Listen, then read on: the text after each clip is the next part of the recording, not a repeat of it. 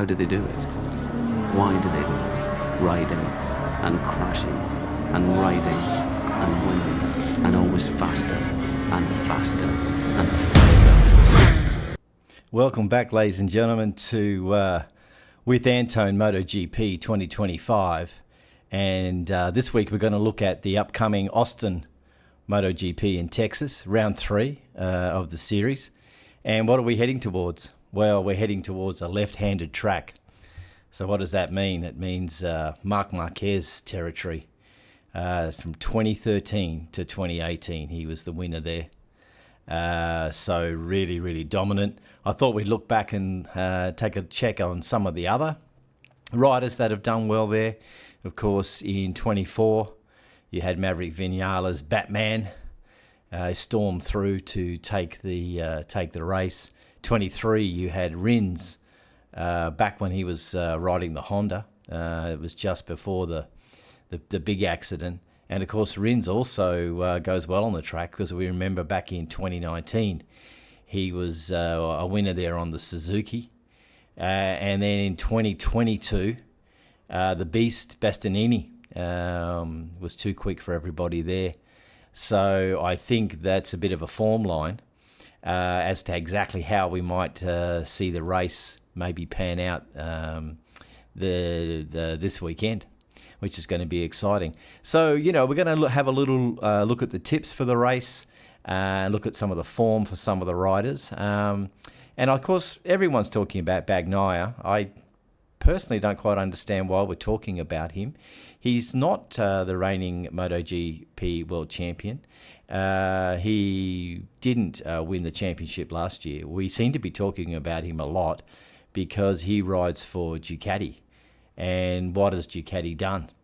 Well, as we've mentioned before, they've created a huge problem.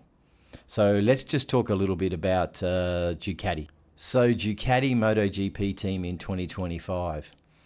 I think you've got to actually start to ask a couple of questions if you're the Ducati management. And one of them is, when is it going to be time to nominate the number one rider? When are they going to say, okay, we're going to need to put all of our energies in behind?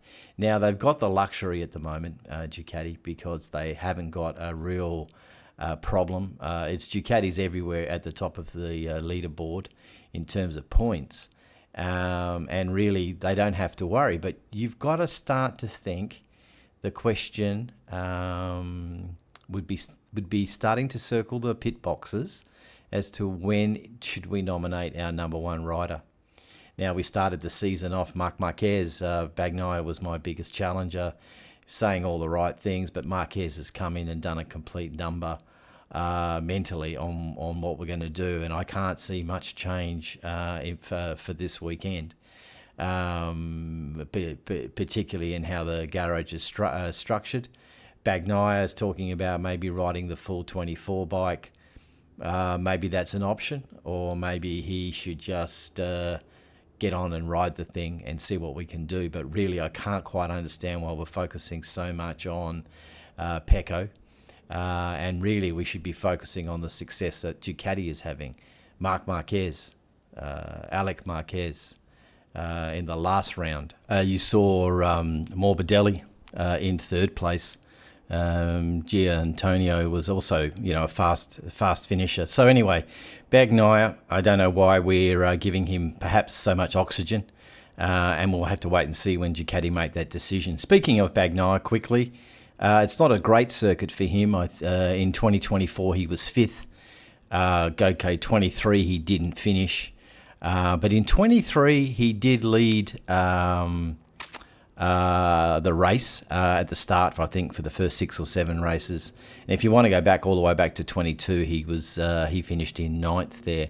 So who else could be doing well? I think we need to look at Alex Rins, twice winner at the Circuit of Americas. And I really think that's something for there. What about Acosta?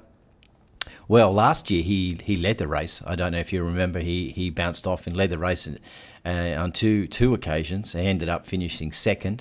So I think that's a really interesting track for Acosta. and I think something that he will do well there. Bezzecchi, he was, I think he ran 8th in 24. Bezzecchi, we haven't seen Bezzecchi do much this year. I've been talking a bit about Bezzecchi. You hopefully have seen my thoughts on the Aprilia management and their failure. And I don't think that's helping him in terms of what he's doing on the bike. So I think that that's something that, he'll have to do.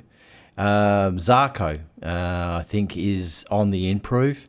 I think his best result, I think he ran in the top 3 on a Ducati, and I think last year in 23 he was 7th. That's right. 24 he didn't. He DNF'd. One of the other ones I'd like to talk about with that is Luca Marini. Might be time to shine for Luca Marini and Mir. Marini in 2023 finished 2nd. It's a track he likes. Now, I think from those names I've mentioned, you're going to get your podiums. I think it's Marquez. I think you've got a good showing there from Acosta. I think it's Acosta time. I think the Shark is going to attack, and I think this is his opportunity to do so.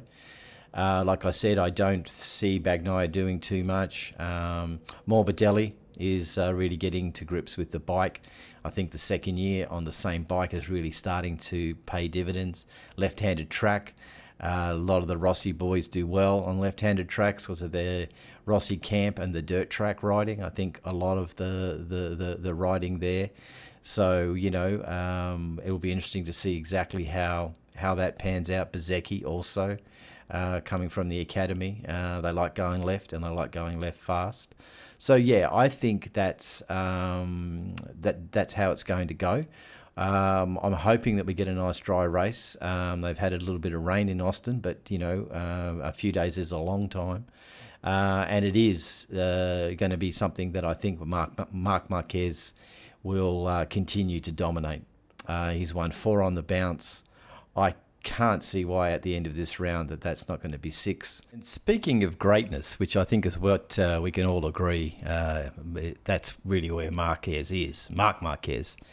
He has the chance to be one of the most successful MotoGP riders of all time.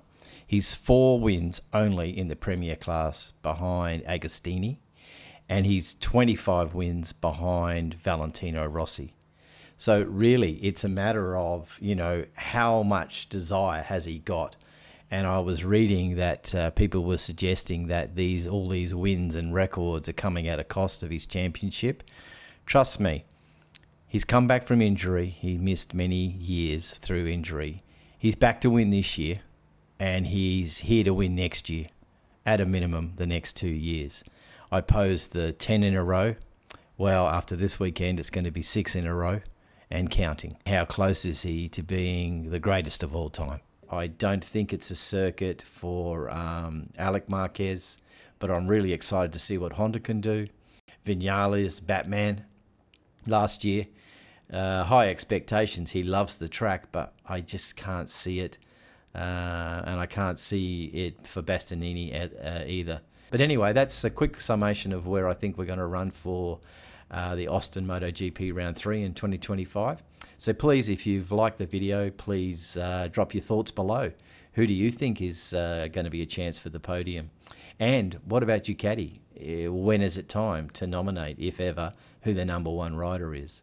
And what do we think Honda will do? Anyway, thanks for watching today, and we'll see you soon. Bye-bye.